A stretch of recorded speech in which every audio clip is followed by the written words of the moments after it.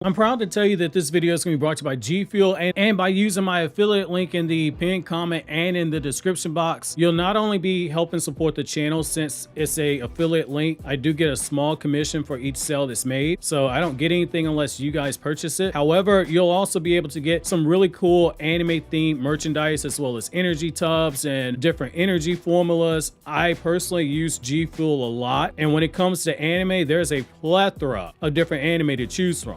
Dragon Ball Z, Naruto, My Hero Academia, Mobile Suit Gundam, Attack on Titan, and so many other series are available on the website in the form of energy formulas packed with all the vitamins that you need and just enough caffeine to get you going for your day. Right now, G Fuel is running a 25th anniversary campaign for Neopets. Step into the magical world of Neopets and celebrate 25 years of adventure, friendship, and fun with Neopets' 25th anniversary G Fuel Golden Berry Energy Tub. You are not going to be disappointed in the flavor with this one. Absolutely worth every penny for it. I mean, come on, it's called the Great Golden Slushy. Scoutmaster Jigen definitely approves of this one, which most importantly, this cannot be understated. Unlike a lot of energy products that are out there, there is no crash and there is zero sugar. Two really huge selling points of why I personally support G Fuel. In typical anime fashion, I am going to need you guys to send me your energy by clicking the affiliate link in the description and in the pinned comment.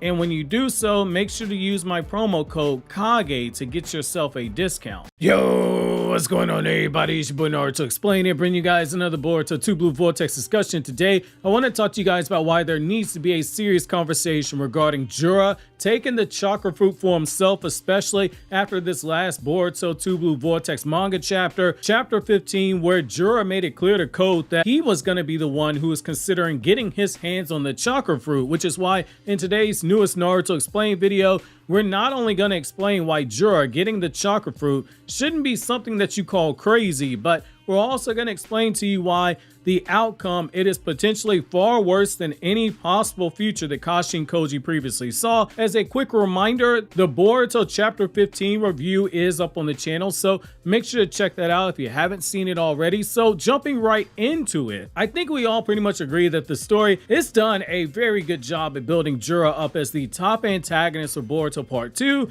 at least for what seems like it's going to be the first half of Part 2 story, though it could be longer. But one of the things that we started saying here on the channel back when Jura was showing all this interest in hunting down Naruto is that we cannot rule out the possibility of Jura being interested in taking the chakra fruit himself, and we doubled down on that when the concept of the Thorn Soul bulbs was introduced, and now 2 months later we're going to triple down on that belief that this is the wild card we should be looking at, because we're going all in on this belief, because this reeks of something that is a hallmark of classic writing when it comes to making a craft-based decision for the sake of raising the stakes for conflict. So Jura has been introduced as this monster threat, and we see him growing more formidable as more time passes by. His army of awakened Shinju has now just added Ryu to the fold, and as we saw with Ryu, the trend of these awakened Shinju being stronger than Code, it is definitely continuing. You would think that someone with an army of people that is growing by the day, adding people who have power levels above Jigen, that it would lead to someone like Jura thinking they have everything they need to accomplish their goals, and that from a narrative perspective, there isn't anything else you can do with the character to get him over even further as a villain. But this does not apply here for this reason. When you have the hot hand, particularly right now, you want to continue feeding it from a narrative perspective. While doing so does incur the risk of making a character so strong that it makes it feel as if there's going to need to be some impossible scenario to result in their defeat. When doing so in a proper way, you can sidestep and avoid this outcome. When you have a real villain like someone like Jura, whose whole purpose in terms of his character is built around evolution and stimulation and perpetual growth, that's the only path forward that you have to take. You can't go backwards, because if you do, then you run the risk of there being regression that takes away some of the aura that Jura has been building this whole time. Which brings me to the next point. Jura's in that rare position where he's so much of a threat that he's managed to overcome the handicap that comes from a story like Boruto Naruto Next Generations and Boruto 2 Blue Vortex being one giant flashback. Everything that we're seeing unfold right now is literally Boruto narrating the story to us as the audience to tell us the story of how we got to Boruto versus Kawaki in that battle that in universe is occurring in the present day, because everything is a flashback. The story has wisely chosen to avoid having Boruto occasionally weigh in with commentary, likely to avoid being too close of a nod to My Hero Academia, which is confirmed to have inspired parts of Boruto's story and its direction. And it's gotten to a point where fans have gotten more invested and locked in on the current events of the story that make the stakes feel so raised. Only Jigen and Isshiki managed to accomplish that prior to this, so Jura, he's in really good company here. That's why I think you have to go the route of allowing him to consume a chakra fruit. When I first proposed this a few months back, there was a little bit of pushback in terms of how can a 10 tails consume a chakra fruit when they're supposed to be the ones who harvest it. And looking back on that video, I kind of feel like I didn't do as good of a job, because I thought you could really follow where I was going with it, even though I left some stuff unsaid. So I want to make my stance a little bit clearer here, since again, it seems like some of it got lost in translation before. So traditionally that has been the case. The 10 tails are eaten Otsutsuki and then it becomes used to harvest a chakra fruit. Yet with the 10 tails we have now, on top of us being told it is different than the one from Naruto's War, this 10 tails has now evolved. It was already different and now it's evolved even further. These 10 tails, they seek out their own experiences, stimulations, and are shown seeking out fulfillment of their own desires. They are no longer blindly meant to be tools to be used and discarded. Boruto's whole speech to Code was basically telling us as the audience that, hey, we're getting into some really deep shit here. There is a lot about the 10 tails we don't know, like where they came from. Answers we're likely going to get as more time moves in universe. We literally have the 10 tails incarnate in Jura, being able to think and speak for himself. We're going to learn a lot as the story progresses. Up until this point, they were merely only used to harvest a chakra fruit because it's what they were forced to do. It was what they were told to do. But free will is the difference here. These 10 tails, they have free will of their own. Jura has been shown reading books, the only one out of all the Shinju who is continuously updating himself and gaining knowledge to update himself. The others, they follow their instincts and they blindly follow what Jura tells them. He is the one who guides the other Shinju towards their purpose. He is the one who is nurturing them. He is the one who is basically responsible for their maturation. He is the only one who has directly questioned what their purpose should be and why they have to be the ones who are used to harvest a chakra fruit. He was the first one to break free of his instincts and move a calculation and predefine purpose. I think you have something there to build upon when it comes to this, especially given there are subtle signs that Jura, as the leader of these Shinju, he's not above using them. In fact, just in the last chapter, he's already shown his mind has evolved to a point where he's allowing others to be used as pawns to carry out his goals for him by allowing Code to go hunt down Boruto and Kashinkoji. If he's already willing to use others to do his dirty work for him by eliminating Boruto, who he views as being a threat, what's to say he won't view someone like Hidari or Mamushi or Matsuri or Ryu as being expendable too? After all, he can just talk them into eating the chakra fruit and they will obey him based off of what we've seen, though Ryu and Hidari might be wild cards there. We'll talk about that later, since it's not really appropriate for this video. So there's nothing that says he can't have another Shinju eat the other Otsutsuki, either Boruto or Kawaki, in order to begin a harvest. He gives off the vibes of someone who wouldn't be above taking the puppet master approach and using others. We've seen otherwise. We've seen before where something appeared to be set in stone actually had a loophole to it.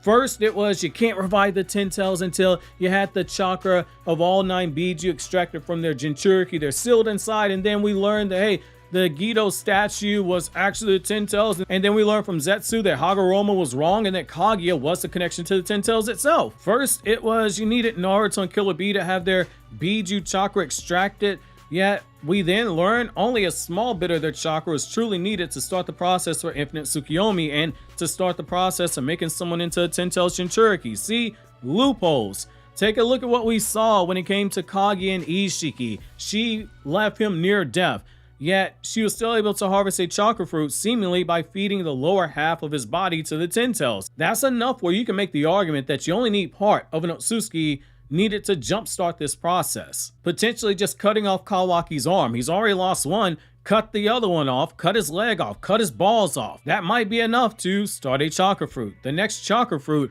is going to be insanely overpowered when you sit down and think about everything that is going to be a part of it. And sometimes I think fans don't realize how busted this next chakra fruit is going to be. Every living person, every living being who has ever been on this planet since the last harvest, so all the way back during Kaguya's time, alive and dead, they are going to be placed into this chakra fruit. That means both of Kaguya's sons, including Hagoromo, who is a 10-tailed Shinchuriki. That means Kaguya herself, in the time that she was briefly revived using Madara's body before she transported everybody. That means all the Kage who were gathered to summon Naruto and Sasuke back to the afterlife. That means Toneri, when he had the Tenseigan and he came to Earth to take Hinata from Naruto and left Naruto unconscious for a few days. Toneri didn't use Tenseigan Chakra mode, but he had both Tenseigan eyes. Naruto and Sasuke in their primes, Momoshiki, Kenshiki, Isshiki, they're all going to be part of this. All of that data is going to be part of the next chakra fruit, which means even if you're only taking a small part of an Otsutsuki and it doesn't say give you a 10 out of 10 chakra fruit, but instead say it only gives you like a 6 out of 10 chakra fruit, just given the caliber of that fruit itself, it's going to be utterly broken. That's like saying a bad game by, say, prime Kobe Bryant was scoring 30 points a game. That is still higher than what is considered to be the barrier entry for what constitutes as being an elite. That chakra fruit has enough going for it that whoever gets their hands on it is going to get a monster increase in power at the same time. Just as the more Biju chakra that got sealed, the stronger the 10-tailed Shinchuriki became, without even factoring in the starting point of their base. That's irrelevant here for this example. Case in point being Obito to Madara. One was clearly stronger than the other, and one had more Biju chakra than the other. While I would love for Code to be the one who would reach the chakra fruit, there is a lane narratively for Jura to be the one to do it. Think about it. What's the one thing that would throw someone like Boruto for the biggest loop? If Jura does something unexpected that Kashin Koji did not foresee with 10 Directions Shinjutsu, because as Koji said, possible futures are just that. They are possible futures. They are not set in stone, but the flow of time, it is always changing and it is never linear. New decisions, they create even more branches and basically resets everything that you thought you knew previously.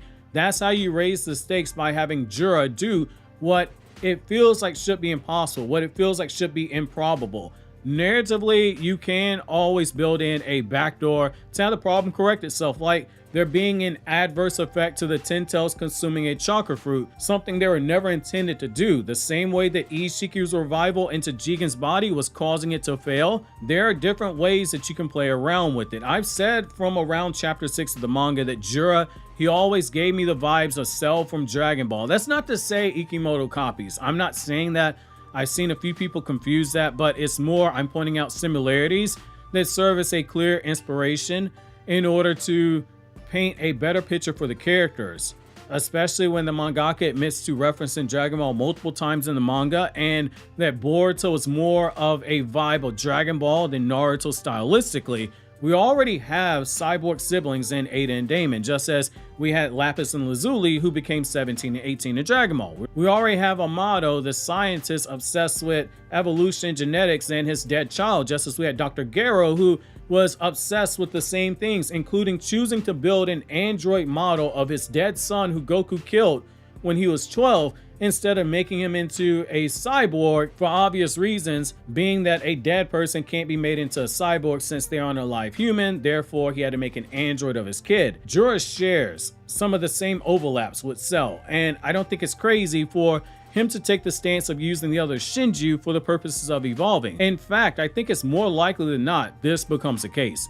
This would further justify Boruto and Kawaki needing to band together to take down Jura, and it would further freshen things up because the casual fan isn't gonna consider this. It can be easy to forget that you watching this video, you count as what is a hardcore Naruto fan. Say if you watch the majority of Naruto related shorts on the channel, then you are a hardcore Naruto fan. If you watch the Boruto discussion videos like this one, or the Naruto lore videos from years past, or the chapter reviews, then you are a hardcore fan. However, you don't just write a story to appease hardcore fans. They'll be there no matter what. You also write a story to expand your reach by bringing in new fans and new casual fans. The fan who sees something in the story and goes, hey, this reminds me of this other series, and then they get pulled in by it. The way that I've seen people give Boruto a chance because they picked up the story and they said, hey, this is an homage to JoJo, from the design to some of the powers characters are using to how elements of Dragon Ball get incorporated into the story. And Jura taking this path feels like something that villains from either of those stories would have done, and it will be a safe and cheap way to appeal to new fans, because people like you and I, we're going to be here no matter what. I truly think this is the right path for the story to take, and for as overpowered as it would make Jura, it'll accomplish the goal of making us go, how the hell did they get past this